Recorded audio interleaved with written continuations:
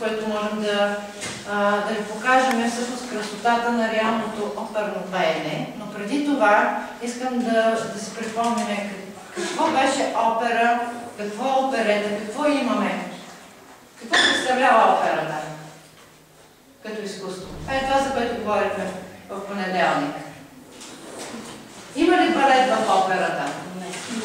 В оперетата, така, добре. Има ли декори в операта? Има декори, драма, музика. Точно така.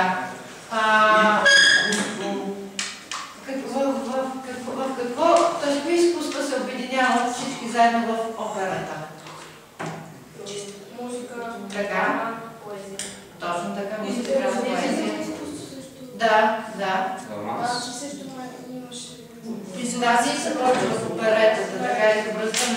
Добре, а как се наричаха хората, които пишат текста на операта? Либре. Либретисти. Точно така. А самият текст на съдържанието на операта е либре. Либрето, точно така. А за кои композитори си спомняте, че говорихме, че са писали опера? Добре. Чайковски.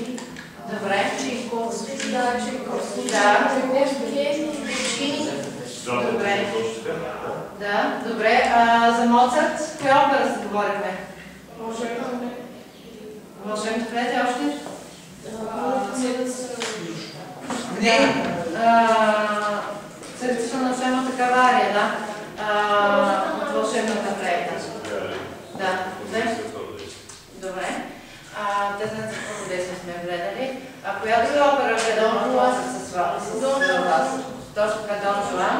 И бях казала, че Георги е участвал като Лепорело. Така, а каква беше разликата между опера и оперета? В оперета участва бъдето. Така, добре. И още нещо в съдържанието. Какво беше? Какво е съдържанието при операта и какво е кажима?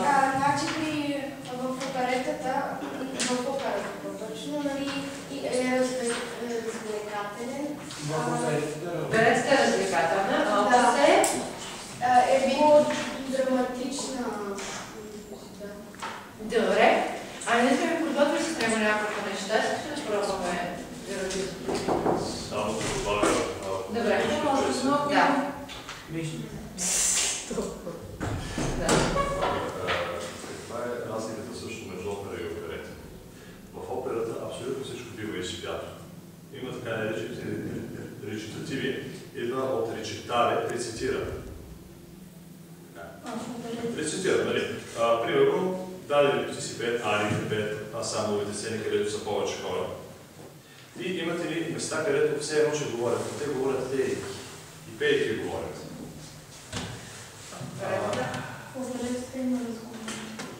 Точно така. Браво. В оперетата тези места, тези моменти, при които в оперното изкуство, специално в оперното изкуство, не в оперетата, се пее, в оперетата се говори. И се играе, и се говори. Оперетата е по-танцовално изкуство също така. Операта е по-наситена, по-драматична. Има и много лирични моменти, обаче там по принцип заставаш, изпяваш си нещата, изиграваш ги. Дали? Докато в оперетата има и актоватика. Има доста акробатични моменти,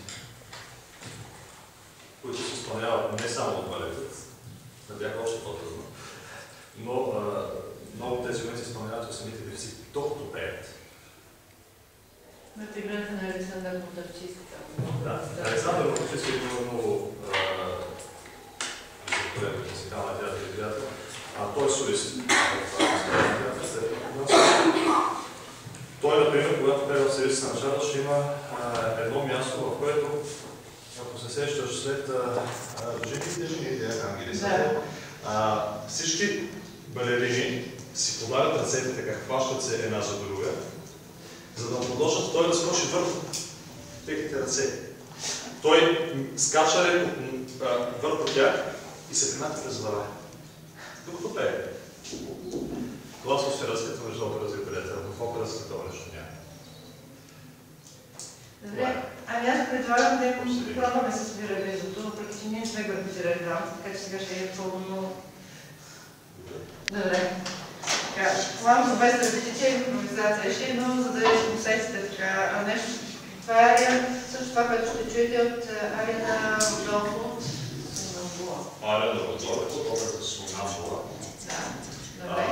От Винченцо Белини.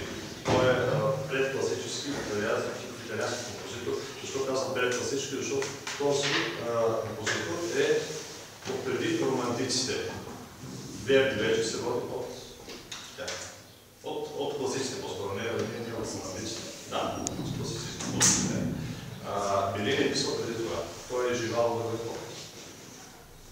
Затова тези опери се наричат предкласически. Както и коронация на Клауди Монтеверди, това е доста по-рано. Вече. Добре, значи само да където някакво пасаж, само за заходище. Добре, значи правилно. Това с което с него сме били предпубликани беше преди много време. Така че сега малко тичаше с състезателно преди малко. Добре, ще това да читам? Ами, да, може да бъдеш на тонче, но фа, ако искаш. Правилно ли? Прекрасно. Кой съм, няма да се. Добре. Сега аз почвам с този речето. Добре. После Добре. ще подавам, искаш. Да. Il mulino, il fonte, il bosco, e vicino la fattoria.